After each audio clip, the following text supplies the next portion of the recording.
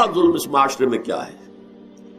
جو بچپن ہی سے احساسات کے اوپر ایک بوجھ بن جاتا ہے بچیوں کے کہ بیٹے کو افضل سمجھتے ہیں، بیٹی کو جو ہے گھٹیا سمجھتے ہیں. اس قدر ناانصافی، اس قدر ناانصافی. اسی باپ کے نطفے سے بیٹا بھی ہے اور بیٹی بھی ہے، اسی ماں کے رحم میں بیٹے نے بھی پرورش پائی ہے، بیٹی نے بھی پرورش. بعضکم من بعض، قرآن کہتا ہے تم سب ایک دوسرے میں سے ہو، کوئی افضل نہیں، کوئی گھٹیا نہیں. اللہ تعالیٰ نے، اللہ کے نبی نے کسی بیٹے کی پرورش پر کوئی اجر و ثواب نہیں بتایا. ہاں 2 یا 3 بیٹیوں کو پال پوس کر، تہذیب سکھا کر، پھر ان کی شادی کر کے ان کے گھروں میں پہنچا دیا، جنت کی ضمانت اللہ تعالیٰ دے رہا. اور سب سے بڑی بات یہ کہ سب سے زیادہ محبوب انسان حبیب اللہ محمد ہے صلی اللہ علیہ وسلم، اور محمد کو اللہ نے بیٹے نہیں دیے بھی تو لے لیے، بیٹیاں دی، 4 بیٹیاں دی. اور کتنی محبت کرتے تھے محمد صلی اللہ علیہ وسلم کی بیٹیوں سے، خاص طور پر حضرت فاطمہ سے. وہ تو آپ سیرت میں پڑھیے کتنی محبت، کس قدر محبت. سب سے چھوٹی تھی شاید اس لیے. بہرحال پہلی بات تو یہ کہ بچپن ہی سے وہ دعویٰ پڑھنا شروع ہو جاتا ہے بچیوں کے ذہنوں پر کہ ہم کو گھٹیا ہیں، ہمارے بھائی بڑیاں ہیں، ہمارے والدین جو ہیں ان سے زیادہ محبت کرتے ہیں، ہم سے نہیں کرتے. پھر شادی میں اکثر و بیشتر لڑکیوں کی مرضی کا کوئی خیال نہیں کیا جاتا. یہ ظلم ہے جو ہم کر رہے ہیں. لڑکی کی مرضی کے بغیر، اس کے اذن کے بغیر، اس کی اجازت کے بغیر کوئی شادی نہیں ہو سکتی. زبردستی وہ بھیڑ بکریاں نہیں ہے کہ جس کے ہاتھ چاہا آپ نے بیچ دیا. معاذ اللہ ثم معاذ اللہ ثم معاذ اللہ. یہ ضرور ہے کنواری بیٹی ہے تو اس سے صرف آپ نے پوچھا اور وہ خاموش رہی، بس یہ بھی کافی ہے.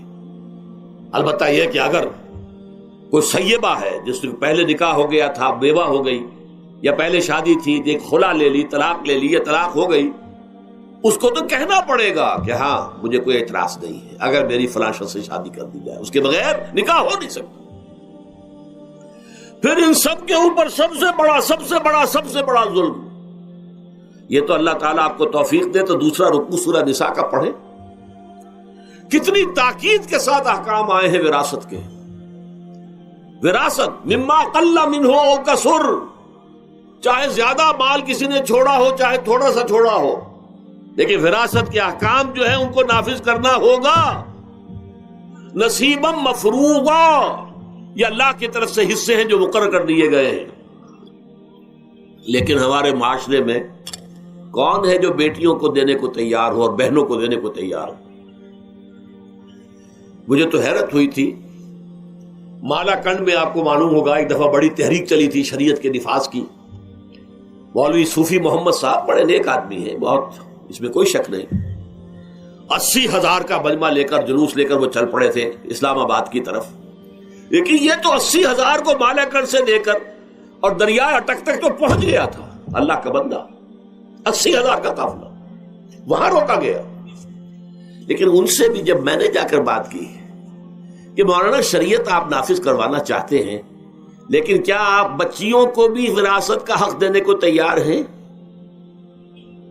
کیا نہیں، یہ تو رواج کا معاملہ ہے. میں نے کہا لا حول ولا قوت الا باللہ.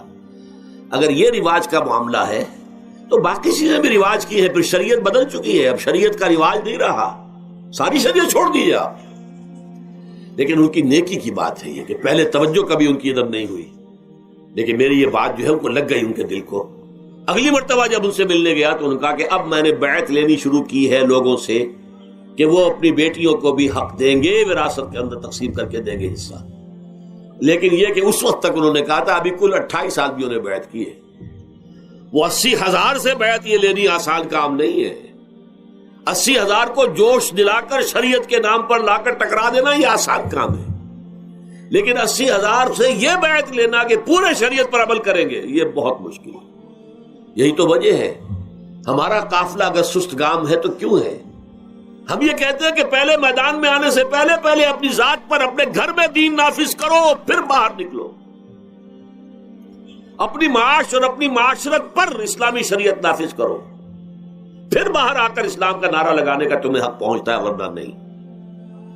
اگر تمہاری اپنی ذات پر دین نافذ نہیں، چہرے پر 12 بجے ہوئے ہو اللہ تعالیٰ کے نبی کی سنت کا کہیں آثار دور دور تک نظر نہ آ رہے ہو، روزانہ پھاوڑا چلا رہا ہو آدمی نبی کی سنت کے اوپر شیو کر رہا ہو، اور پھر وہ کہے میں اسلام چاہتا ہوں۔ بھائی اللہ کے بندے، پہلے ذرا یہ کمی پوری کر لے، اور اگر تیرے کاروبار میں کوئی حرام شے ہے، تیری معاش میں کوئی حرام شے ہے، کوئی سودی معاملہ کیا ہو، ختم کر اس کو اللہ کے بندے۔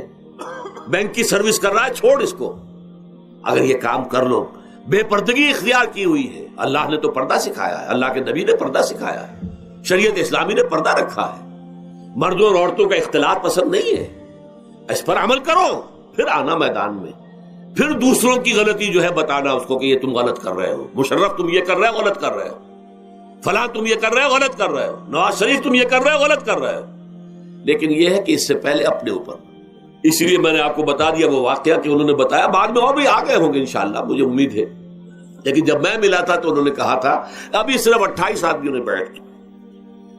بہرحال عورتوں کا ایک حق ہے جو حضور نے بیان فرمایا اور قرآن مجید نے بیان کیا، عاشروہن بالمعروف، عورت کا اکرام ہو، بیٹی کی حیثیت سے بھی، بہن کی حیثیت سے بھی، بیوی کی حیثیت سے بھی، اور ماں کی حیثیت سے تو سمجھو کہ جنت جو ہے وہ ماں کے قدموں تلے ہے۔ الجنت تحت اقدام الامہات، فرمان ہے محمد رسول اللہ صلی اللہ علیہ وسلم کا۔ لہذا اکرام، عورت کا اکرام، عورت کی عزت، بیٹی کی حیثیت سے بھی، بہن کی حیثیت سے بھی، بیوی کی حیثیت سے بھی، اور ماں کی حیثیت سے بھی۔ عاشروہن بالمعروف، اپنی بیویوں کے ساتھ رہو بھلے طریقے پر، نیک طریقے پر، اچھے طریقے پر۔ حضور نے یہاں تک فرمایا خیارکم خیارکم لأہلیکم وانا خیرکم لأہلی۔ دیکھو مسلمانوں، اے میرے صحابیوں، تم میں سے بہتر لوگ وہ ہیں جو اپنے گھر والوں کے حق میں بہتر ہیں، نرمی کرتے ہیں۔ عورت کے بارے میں یہ بھی فرمایا، ایک مرتبہ سواری تیز دوڑا رہے تھے جو بھی اونٹ کو لے کے جانے والے تھے، جبکہ ہودج میں کچھ خواتین سوار تھیں۔ حضور نے فرمایا دیکھو نا، یہ نگینے ہیں جو سوار ہیں، ان کو زیادہ دھکے نہ لگواؤ تیز تیز اونٹ چلا کر، ان کے ساتھ نرمی ہو، ان کے ساتھ نیکی کی جائے، ان کے احساسات کا خیال رکھا جائے، ان کے ساتھ زیادتی نہ ہو، مار پیٹ کا کیا سوال، معاذ اللہ ثم معاذ اللہ۔ ان کے ساتھ جو ہے عاشروہن بالمعروف، بھلے طریقے پر گزارا کرو۔ یہاں تک فرمایا ہو سکتا ہے کہ کسی وجہ سے تمہاری بیوی جو ہے تمہاری نگاہوں سے گر جائے، اب آپ کے دل میں اتنی محبت نہیں رہی، لیکن اللہ فرماتا ہے دیکھو ہو سکتا ہے کہ اس میں کوئی پہلو ایسا ہو، تلاش کرو، کوئی پہلو ایسا ہو بہتری کا کہ جس کی وجہ سے تلاش کر کے اس کو اپنی نگاہوں میں مرکوز کر لو، تاکہ اس کے تمہارے دل میں اس کے لیے محبت دوبارہ اثر نہ ہو۔ اس پہلو کی وجہ سے جو تمہاری نگاہ سے اوجھل تھا، وہ اچھائی اس میں ہے، سیرت کی اچھائی ہے۔ صورت بہت اچھی نہیں ہے، اللہ نے سیرت اچھی دے دی ہے۔ جو کچھ دیا، جو اچھائی ہے، جو بھلائی ہے، اس کو تلاش کرو اور نگاہ کو وہاں پر جماؤ تاکہ تم ان کے ساتھ اچھا سلوک کر سکو۔